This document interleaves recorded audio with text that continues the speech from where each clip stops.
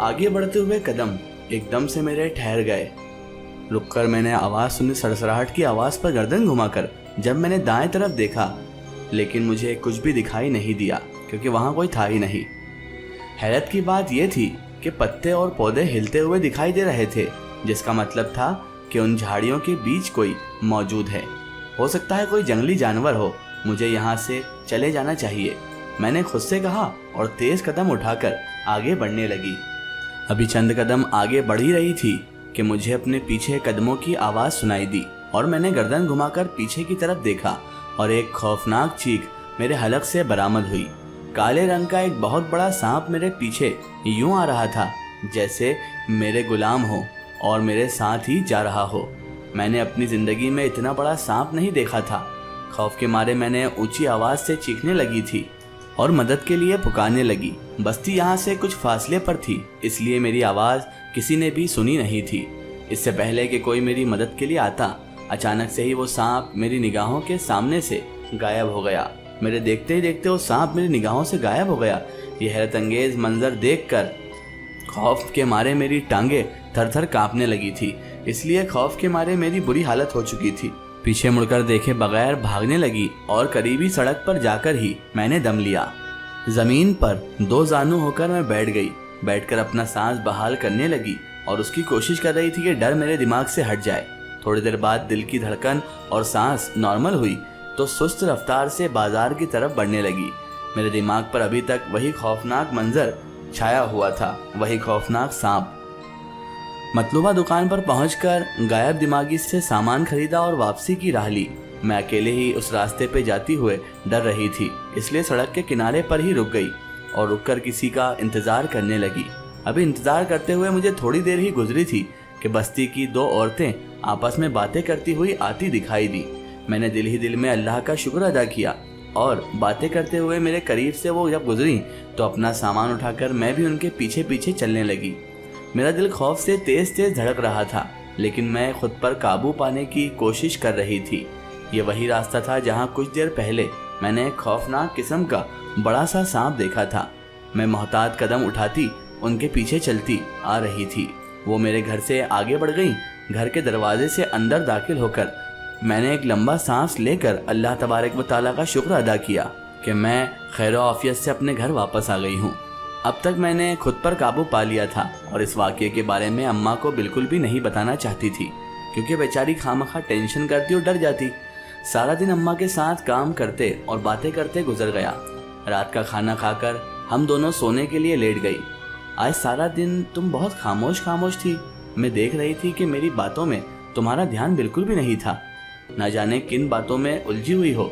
सोने से पहले अम्मा ने फिक्रमंदी से मुझसे पूछा।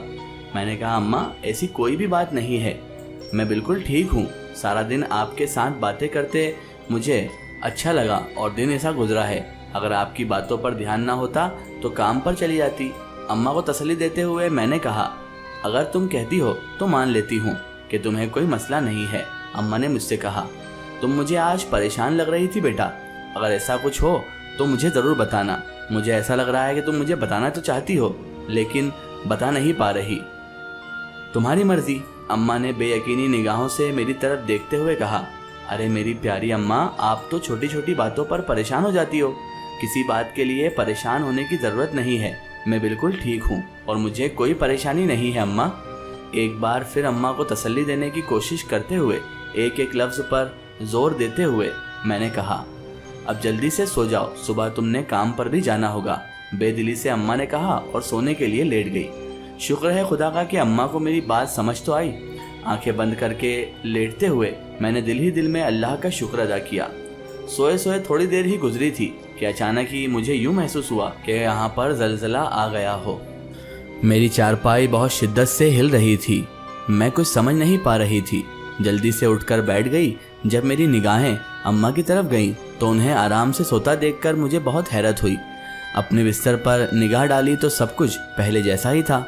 मुझे कुछ समझ नहीं आ रहा था कि ये सब आखिर हो क्या रहा है। अपना सर पकड़कर मैं दोबारा अपने बिस्तर पर बैठ गई। कल से मेरे साथ बहुत से अजीब से वाक़यात रूनुमा हो रहे थे जो मेरे समझ से बिल्कुल बाहर थे। तमाम वाक़यात मेरी निगाहों के सामने घूमने लगे। शायद मैं कोई ख्वाब देख रही थी। اماں تو بہت آرام سے سو رہی ہیں، اگر زلزلہ آیا ہوتا تو ان کی آنکھیں بھی تو کھل جاتی۔ اپنے آپ کو تسلی دینے کی میں کوشش کرتے ہوئے میں نے سوچا بستر پر دوبارہ لیٹ جائے، کیونکہ کوئی اور آپشن بھی نہیں تھا میرے پاس۔ آنکھیں بند کرنے کی ہمت مجھ میں نہیں تھی۔ کسی انہونی کے خوف سے میرا دل تیزی سے دھڑک رہا تھا۔ آنکھیں نیند سے بھری ہوئی تھی، اس لیے جلدی دوبارہ نیند آ گئی۔ سوتے ہوئے مجھے یوں محسوس ہوا جیسے کہ انتہائی کھردرے ہاتھ نے میرا ہاتھ پکڑ لیا ہو۔ مجھے ایسا ہی محسوس ہونے لگا۔ انگلیوں کی چھپن سے میری آنکھ کھل گئی اور میں جلدی سے اٹھ کر بیٹھ گئی۔ ادھر ادھر دیکھنے لگی لیکن کوئی بھی دکھائی نہیں دیا تھا۔ ہاتھ اور کلائی پر تپش کا احساس ہو رہا تھا۔ اگر یہ خواب تھا تو ہاتھ پر جلن کیوں ہو رہی ہے؟ میں نے خود سے کہا، لیکن اگر یہ حقیقت ہے تو مجھے کوئی اور دکھائی کیوں نہیں دیتا؟ کوئی اور دکھائی نہیں دے رہا ہے، نہ ہی کوئی آ کر بات کر رہا ہے۔ چھوٹی سی جھونپڑی میں چاروں اطراف دیکھتے ہوئے میں نے سوچا میرا دل انجانے خوف سے دھڑک رہا ہے۔ لیٹنے کی بجائے میں تکیے سے ٹیک لگا کر اب بیٹھ گئی۔ آنکھیں بند کرنے سے مجھے خوف محسوس ہو رہا تھا۔ تھکاوٹ کی وجہ سے مجھے بار بار نیند کے جھٹکے لگ رہے تھے، لیکن میں سونا نہیں چاہتی تھی، اس لیے کوشش کر رہی تھی کہ اپنی آنکھوں کو کھلا رکھوں۔ نہ چاہتے ہوئے بھی میں دوبارہ نیند میں ڈوب گئی۔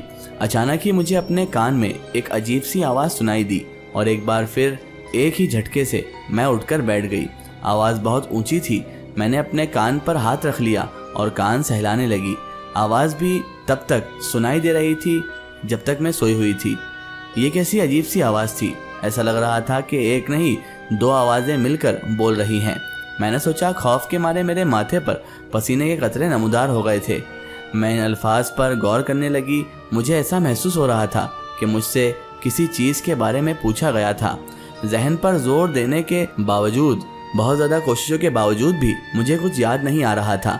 ایک بات کا مجھے یقین ہو گیا تھا کہ یہ سب میرا وہم نہیں بلکہ حقیقت ہے۔ اب میری نیند بھی ختم ہو گئی تھی اور میرا دل زور زور سے دھڑک رہا تھا۔ اس گھر میں میری زندگی گزر رہی تھی، کبھی کوئی غیر معمولی واقعہ رونما نہ ہوا تھا۔ کل سے رونما ہونے والے تمام واقعات ہی عجیب و غریب ہیں اور غیر معمولی تھے، جن کے ساتھ آج سے پہلے میرا کبھی واسطہ نہیں پڑا تھا۔ سمجھ نہیں آ رہا تھا یہ سب کیا ہو رہا ہے۔ آج کی پوری رات میری ایسی ہی گزری اور میں نیند بھی پوری نہ کر سکی تھی۔ میں اماں کے سامنے خود کو نارمل ظاہر کرنے کی کوشش کر رہی تھی۔ اماں بولی، کائنات بیٹا ایک بات تو بتاؤ۔ ناشتے سے فارغ ہوئی تو اماں نے سنجیدہ انداز میں کہا، آپ کو مجھ سے بات کرنے کے لیے اجازت کی ضرورت نہیں ہے اماں، آپ جو پوچھیں میں اس کا جواب دوں گی، پوچھیں کیا پوچھنا ہے۔ اماں کا سنجیدہ رویہ دیکھتے ہوئے میں نے بھی سنجیدہ انداز سے کہا، مجھے سچ بتا دو کہ کیا وجہ ہے، کیونکہ تم مجھے بہت زیادہ پریشان لگ رہی ہو۔ مجھے سمجھ نہیں آ رہا کہ تم اتنی پریشان کیوں ہو۔ بچوں کی طرح ضد کرتے ہوئے اماں نے انتہائی محبت سے پوچھا۔ ان کے پیار بھرے انداز پر مجھے ہنسی آ گئی اور بالکل کسی چھوٹے بچے کی طرح مجھ سے اگلوانے کی کوشش کر رہی تھی۔ میں آپ سے کوئی بھی بات بھلا کیوں چھپاؤں گی اماں؟ میں نے مسکراتے ہوئے کہا، نہ جانے مجھے ایسا کیوں لگ رہا ہے کہ تم بہت پریشان ہو بیٹا، کوئی نہ کوئی ایسی وجہ ضرور ہے جس کی وجہ سے تم پریشان ہو اور مجھے بتا بھی نہیں رہی۔ اماں نے ضد والے انداز سے کہا، جب بھی مجھے کوئی مسئلہ ہوگا میں آپ کو ضرور بتاؤں گی۔ میں نے اماں کو ضدی انداز پر مسکراتے ہوئے جواب دے دیا۔ اس کی آئے گی سٹوری ہم دیکھیں گے اس کے اگلے پارٹ میں۔